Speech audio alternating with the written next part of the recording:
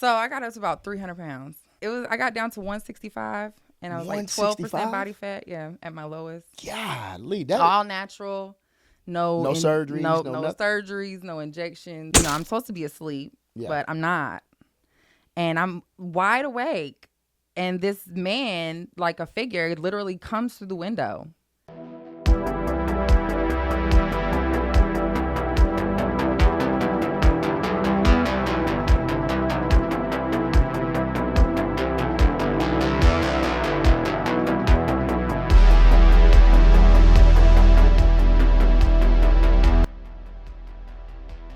What's up, everybody? It's your boy, Director Slap, a.k.a. Sir Fear, and today we are back on the Krypt-It Konvos podcast, and I got a very special guest with me tonight.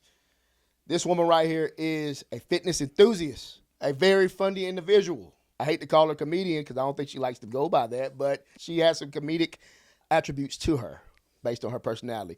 D, what's happening? How you doing? What's going on? You got little Frank back here. I do. You hear him? He's busy. Frank back there. Frank gonna piss somewhere on my damn. He's not gonna do that. He's all over the place. Y'all get a chance to meet Frank a little bit, man. He's back here just chilling, staying close to his mom.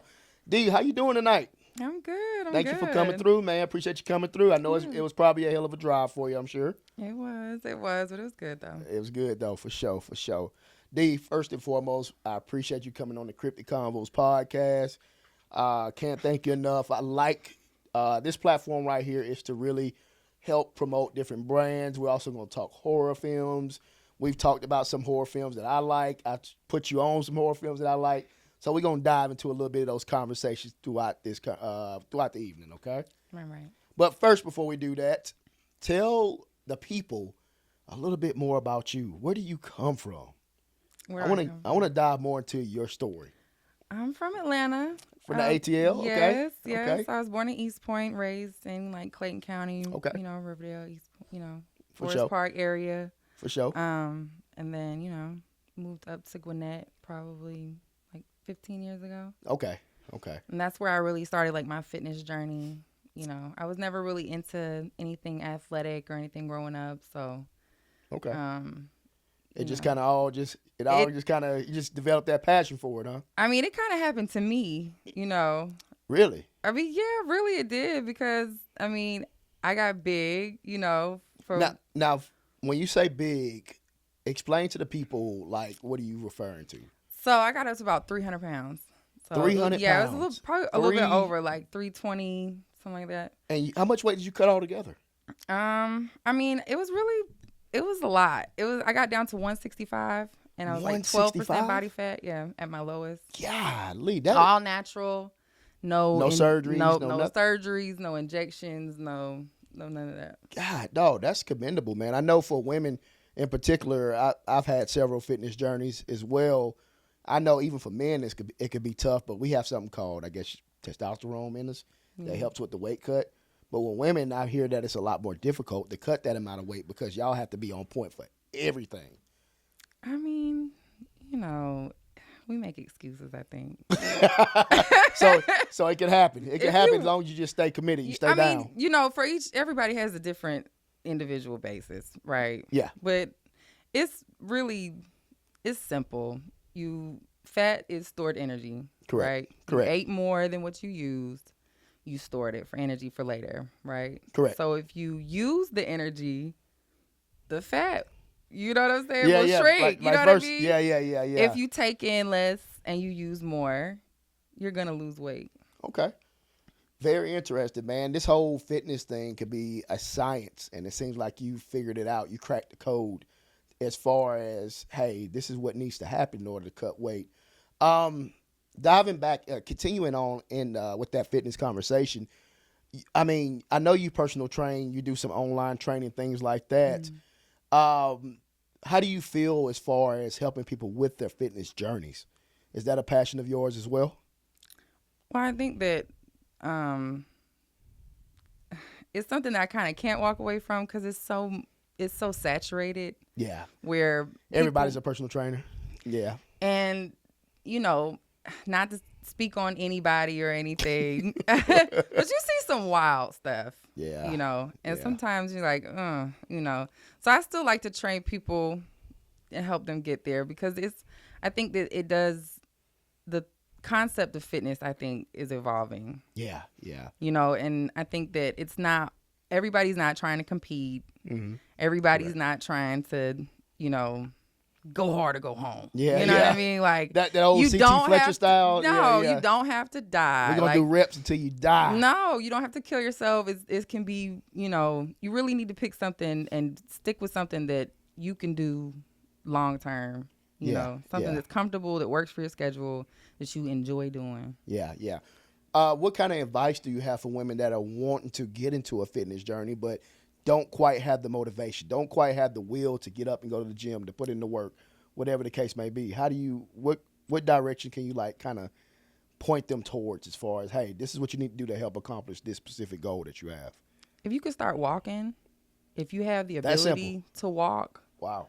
I mean, it's really that simple. When I started, I was going through some stuff. I didn't have a job. I didn't even have a driver's license. I was really going through some stuff. And I just literally started walking on the street. Wow. And so get your shoes on. Don't think about it. Think of yourself like a rocket ship, like 5, 4, 3, 2, 1. Go ahead out the door and just start walking. And I literally, you know, I would start, you know, between one light pole to the next. And then I would try to do 2 light poles the next day. You know, I don't really suggest running because it's a lot of stress on your knees on your joints. And your joints. You can actually cause like a stress fracture, especially if you're like on a heavier side, like a bigger girl, or like, you know, like in the 300. If you start running at the 300-pound range, you'll cause like a stress fracture. Wow. That is something else, man. So we know you train and things of that nature. Women can contact you on your social media to get, like, let's say, consultation on your fitness or whatnot, on fitness? Yeah, for sure. Okay, for sure. We'll dive into her social medias and that right there. For those of you out there that want to contact her, we're going to slide over to the comedy aspect. Where did you discover the art, the act for doing comedy? I was trying to go to sleep. And it really came to me. Like, I was like, okay, you know, I had this whole comedy show planned out in my head and I didn't write it down. And I was like, you know, I'll remember it tomorrow. Mm-hmm. Never remembered it, you know. And then I think, you know, I'm not gonna lie, alcohol had me in a chokehold at one point. So I was like, I had liquid courage in my veins. I was like, let's do it. Let's try it. Let's try it. Why not? And that really, honestly, it's the same thing. There's nothing to it but to do it. Just go out there and send it. We'll find somewhere that's doing what's it called? Like an open mic kind of thing. Figure out what the time frame is and think about how many jokes you can fit. You know, 2, 3 jokes, whatever in that time frame. Time yourself throughout that day, repeating those jokes over and over again. Yeah. And then you're going to stumble and all that. But, I mean, for the most part, if you have something to tether yourself back to and you've been repeating it all day. Yeah. You know. What's it like when you walk on that stage and you have to try to make people laugh? I mean, I was drunk. yeah. I was drunk. Yeah, so it took a lot of liquid courage to get out there and do it, huh? I mean, for me, I always look at the people right at the front because that's all I could see. Yeah. You know what I mean? So you paid attention to the... And I really regret, like, I think if I was going to go do it again, I want a hearing aid this time because I hear after the fact in the video, people in the audience talking trash. I mean, I really wish I would have picked up on that in the moment. I would have roasted you know what I mean? Yeah. So it's cool. I mean, it's kind of overwhelming going out in the bright lights, I think. Yeah. So that, you know, I admire comedians. I've had several comedians on this platform right here. You know, I've always grew up loving comedians, man. The old school classic comedians, Def Comedy Jam comedians, you know, Comic View comedians. And that was something I could never, and I'll go out there and fight with folks, grapple with folks, you know, whatever. But if I had to go on stage and tell 5 minutes worth of jokes, I could never do it. I would freaking freak out. I would freak out so bad. They would just be like, get the fuck off the stage. So I admire the fact that you were able to kind of hone in and do something like that, because I just know that that's probably a very tough task. Have you ever been booed off the stage? Have you ever bombed? I mean, no, I've never been booed off the stage, but I definitely was so drunk I don't remember the show. Damn. So do you feel like that was like the encouragement to get on the stage and do the comedy acts is when you were drinking? I mean, really, no. I mean, people tell me I'm funny all the time, just in conversation. I think there were some people probably in my ear at the time, and I was like, I think as soon as I mentioned that I wanted to do it, then it was like, oh, yeah, let's get this going. Let's get it going. Yeah. Yeah. How long have you been sober? I know you stopped drinking. How long have you 2 been years. sober now? 2 years. Mm-hmm. Congratulations, man. Damn. I know the journey of that is not easy. So I commend you for doing that, making that change in your life.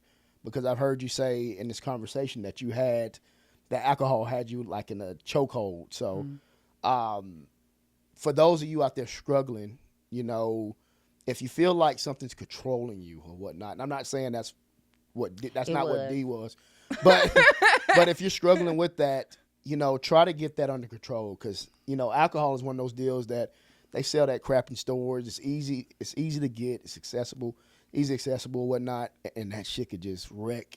Shit could wreck your body, could wreck your mind, could wreck you. It's a neurotoxin. Yeah. At the end of the day, it's the neurotoxin. And now they're doing more studies on it, and they're realizing that really no amount is safe. It's literally the third leading cause in preventable cancer. Jesus. Like, let's not play around with it, even though, there's certain holidays that are surrounded by it, and it's everywhere and everything. But it is what it is. It is what it is. You know what I mean? Yeah. So, not to preach or anything. Do you ever see yourself getting back on the stage doing a comedy show? I do. Maybe. I don't know. Yeah. We'll see. Yeah. Yeah. You gonna come up with some new material and just go out there and just send it, huh? I always have material. Yeah. I'm constantly talking to myself and coming up with new jokes. I'm gonna tell the joke. Yeah. D's got quite the personality. D, how do you feel about horror films? I think more of the psychological, horror films are my thing. Kind of like the gruesome stuff. It's hard to look at. The blood. The gore. It's a little difficult. Yeah. But remember, I told D, I was telling her about some horror films because I invited her on the podcast. I said you need to check out this movie called Terrifier. And I think you told me that you got through the first part of Terrifier 2. It was like, all right, I got to cut this shit off. I lied. Terrifier. I got through rough. 5 minutes. Yeah, that was it, huh? Yeah, I got spooked. Art the Clown. Shout out to my cousin Chris, man. Hey, Art the Clown got her too. It was good. Yeah. But it was. The first 5 minutes was great. Then I was like, you know what? Let me try the second. Yeah. Why not? 2 minutes. Yeah. 2 minutes in. Yeah. So you're not you're not huge into horror films. I huh? love stuff like, true crime and stuff like that, I bet. I love true crime. Yeah, I knew that true crime was There's nothing scarier than real life. Yeah. You know what I mean? You can't make up some of that stuff. Some of that stuff is terrifying. Yeah. Some of that stuff is pretty intense. And too, I like man. stuff like remember that movie Death Proof? Death Proof? Yeah, there's a movie called Death Proof. It was like a double part series. I don't think I've seen that. It's really good. So I like stuff that it'll turn around. Realistic? Like the underdog. Yeah, like so. Okay. It was a movie where this dude, I think it was Kurt Russell. He used to be a stuntman. Yeah. And he had this car, and it was death proof as long as you were in the driver's seat. Very interesting. Right. Okay. So he would literally go to bars and pick up beautiful women. Yeah. And then just wreck the car, but they would be like in the seat next to him, like going through it. Yeah. But he's fine. Okay. You know what I mean? Yeah. And then he comes across like 4 women that are stunt women, and they rock his world. They give it to him. And what's this called? Death Proof. Death Proof. Mm-hmm. Death Proof. You think it's on Amazon? So I have no idea, but I love movies like that. This like it's psychological. It's like, but so still, you like psychological? Something at least bring me back up towards the end. Yeah. Okay. That's very interesting that you say that. Very interesting taste of horrors that you have. Yeah. I mean, does that even qualify for horror? Yeah. So have you ever seen The Exorcist? I don't think I've ever seen it all the way through. Yeah. It's a good one. You should watch it all the way through. You should watch it all the way through. I like to watch horror films. It's a dope film. Yeah. In the daytime. Yeah. It's nothing like a good horror film. I'm gonna give you a recommendation that you should watch. Okay. I'll try. And if you can remember this, you should just check it out. You should definitely watch this horror film called Hereditary. Hereditary is dope. Hereditary is dope. You should check it out. And what's that about? Uh, What's the synopsis? it is based on basically a mother who loses her mind. Really? She loses her daughter and she loses her mind completely, and it's a plot twist. M. Night Shyamalan type style of plot twist. But you should definitely check it out. I don't want to tell you too much because it's kind of one of those films that if I give you a little bit, it's going to pretty much ruin the whole film. Not the whole And I wanted film. to surprise you. Yes. So I'll be in contact with you. I'll make sure you know Hereditary, okay? Do you believe in ghosts? Absolutely, 100%. You believe in ghosts? Have you ever witnessed? Yes. You have? Absolutely. Yeah? Nobody believes me either. You can elaborate on this for the people? Absolutely. So I was a little girl. I was like maybe 6 years old. I was little. Mm-hmm. And we had one of those houses. It was a ranch style house, and it had like the window, like from the floor to the ceiling, the really big window. To the windows, yeah, go ahead. Yeah. So I'm laying in the bed, and there's, like a little porcelain night lamp right there. And I'm like literally looking at all the details on this lamp. Mm-hmm. I'm supposed to be asleep, but I'm not. And I'm wide awake. And this man, like a figure, literally comes through the window.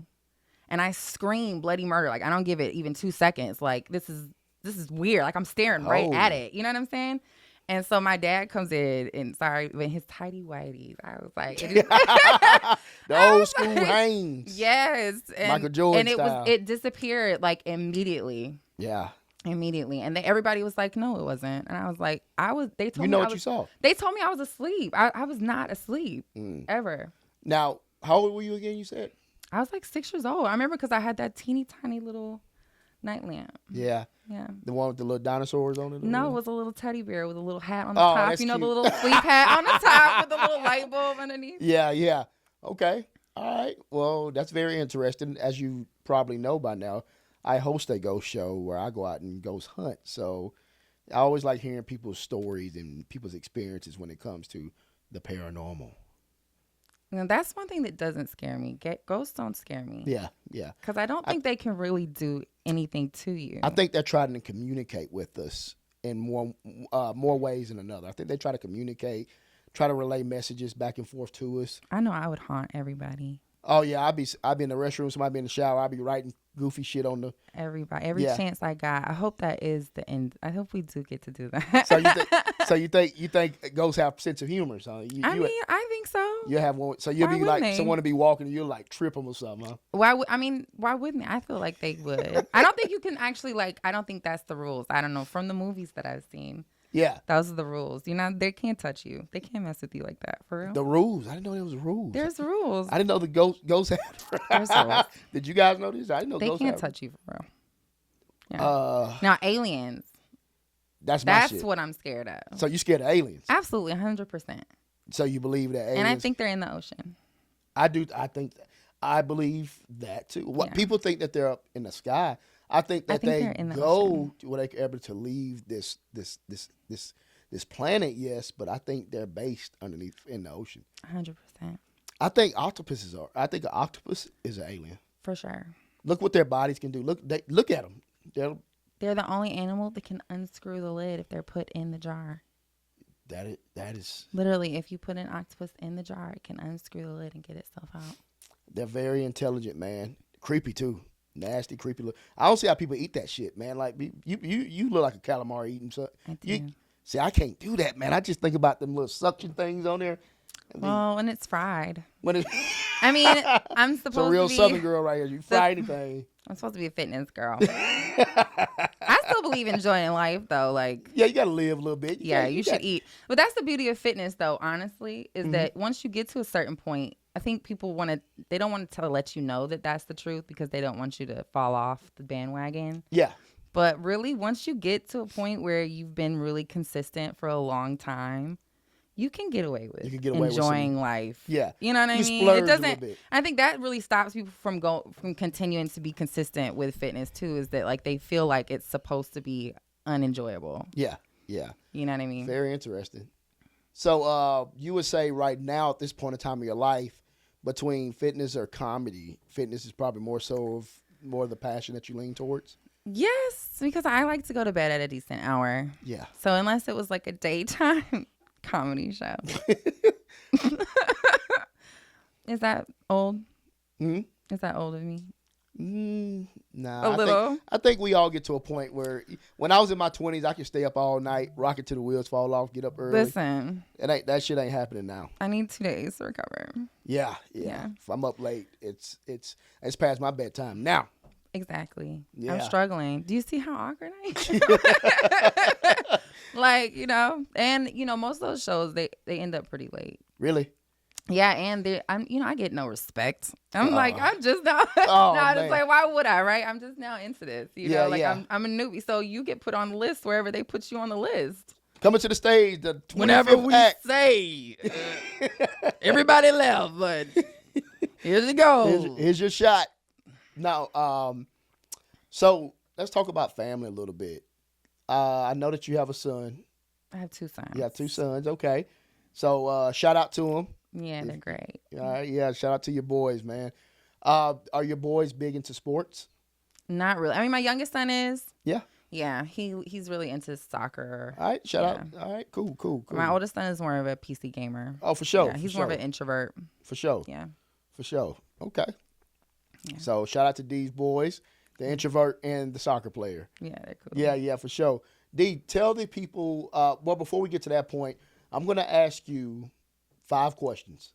Oh Lord. I'm gonna say, I'm not even 5 questions. I'm gonna say one word, and I want you to say the first thing that comes to your head. Okay.